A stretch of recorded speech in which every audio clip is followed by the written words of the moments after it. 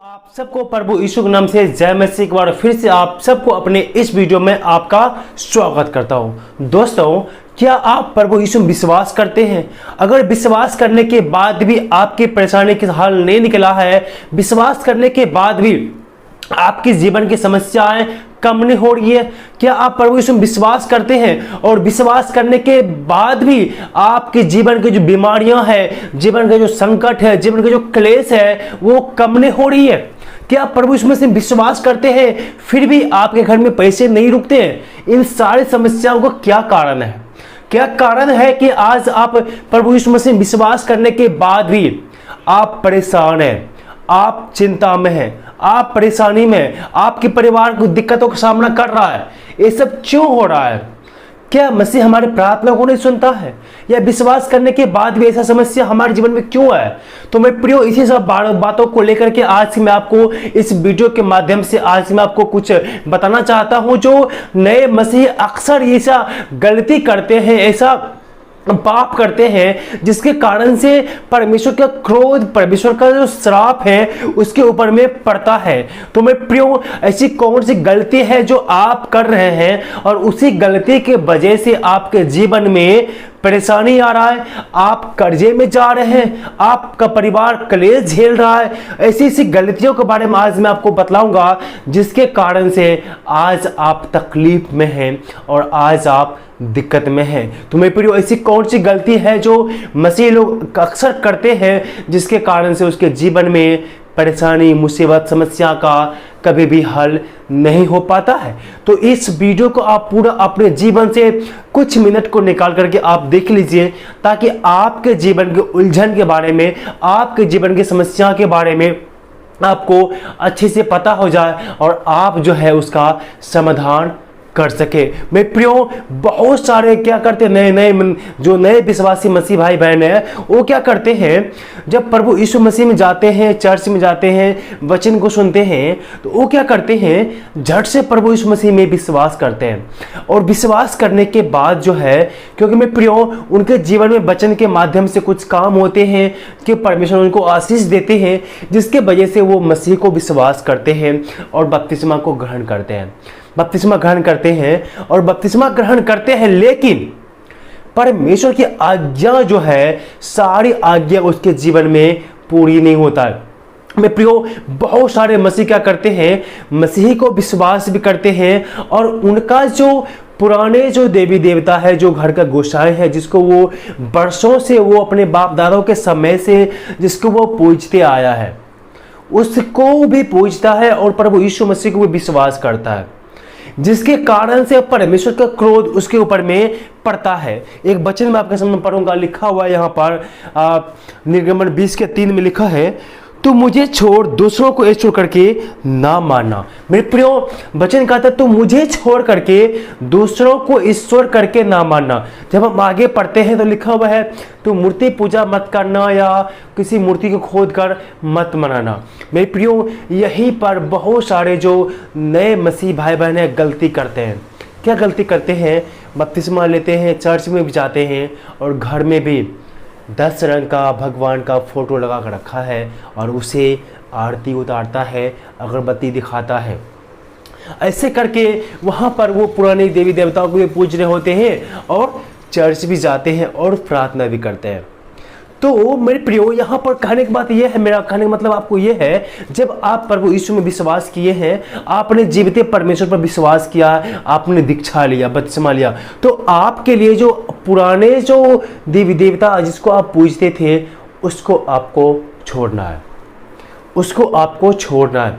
अगर जो ऐसा आप नहीं करते हैं, आप परमेश्वर को छोड़ करके, प्रभु यीशु मसीह को छोड़ करके किसी और को भी परमेश्वर समझ करके, भगवान समझ करके आप उसका पूजा आराधना कर रहे हैं, तो इससे परमेश्वर का क्रोध भड़कता है, इससे परमेश्वर गुस्सा होता है, जिसके कारण से आपके जीवन की समस्याएं और सुलझने की जगह और उलझते चले जाते हैं और आप जो है धीरे धीरे क्या होता है, और तेजी से आप कर्जे में डूब जाते हैं। आपका परिवार ऊपर जाने की जगह और आप नीचे चले जाते हैं। मेरे प्रियो, इस काम को नहीं करना है, मूर्ति पूजा से दूर रहना है।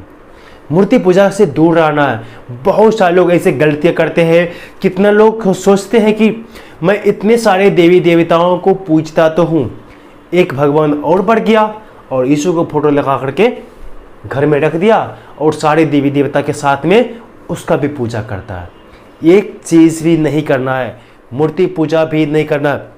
वचन में क्या लिखा हुआ है? 20 के 23 में, इसी अध्याय 20 के 23 में लिखा है, तुम मेरे साथ किसी को सम्मिलित ना करना, अर्थात अपने लिए चांदी या सोने के देवताओं को न गढ़ लेना। वचन क्या कहता है? तुम मेरे साथ किसी को सम्मिलित मत करना, जैसा कि आज दुनिया के लोग करते हैं। इस संसार में 33 कोटि देवी देवता हैं और यहाँ के लोग, संसार के लोग क्या, जो मूर्ति पूजा करते हैं, सबका फोटो लगाते हैं, सबका फोटो लगाएंगे और सबको एक साथ सम्मिलित करके उसका पूजा आराधना करते हैं। इस संसार के लोग जो परमेश्वर को नहीं विश्वास करते, लेकिन परमेश्वर का वचन कहता है तुम मेरे साथ किसी को भी सम्मिलित मत करना, किसी को भी। ना तुम चांदी की मूर्ति बनाना, ना सोने की मूर्ति बनाना, ना तुम काठ के, ना मिट्टी के, किसी का भी तुम प्रतिमा भी मत बनाना। मैं प्रतिमा के इसमें नहीं रहता हूँ, मैं जीवित परमेश्वर हूँ। मैं उस मूर्तियों में वास नहीं करता हूँ। उस मूर्तियों को कान रहते हुए नहीं सुन सकता, मुंह रखते हुए नहीं बोल सकता, हाथ रहते हुए हिला नहीं सकता, पैर रहते हुए चल नहीं सकता।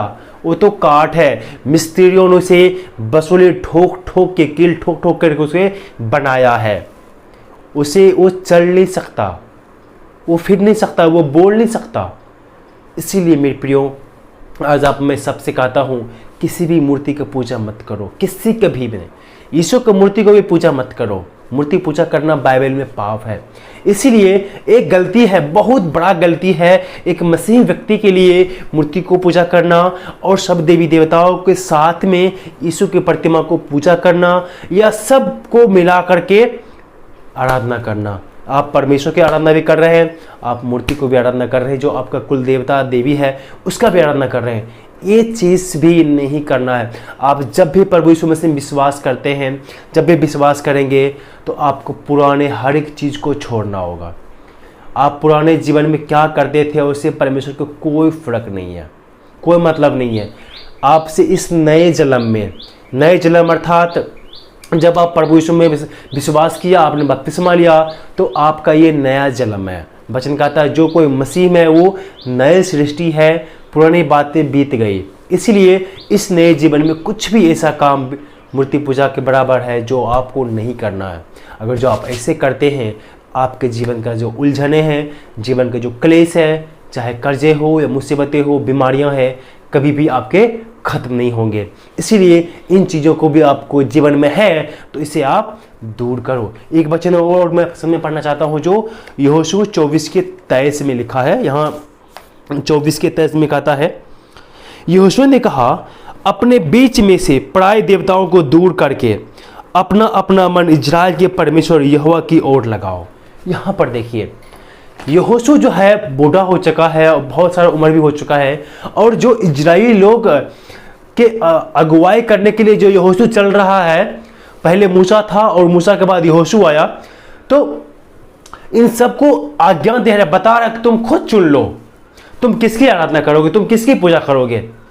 जो तुम्हारा कुल पिता था, अब्राहम का जो पिता था, उन लोग मूर्ति पूजक था, वहां उन लोगों को छुड़ा करके यहाँ लाया।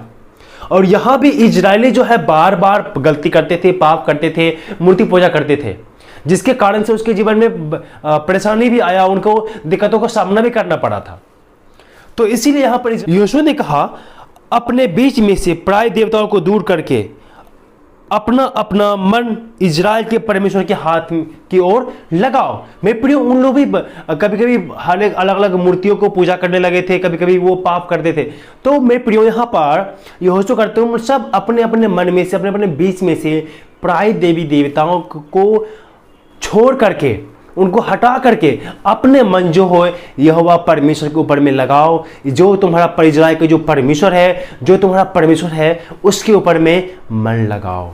मेरे प्रियो, अगर आज आप मसीह होते हुए भी, एक मसीह विश्वासी होते हुए भी आप पराई देवी देवता की पूजा कर रहे हैं, पराई कहने का मतलब है आप परमेश्वर में विश्वास किए हैं, आप यीशु को विश्वास करते हैं, तो वो सारे देवी देवता आपके लिए पराया है।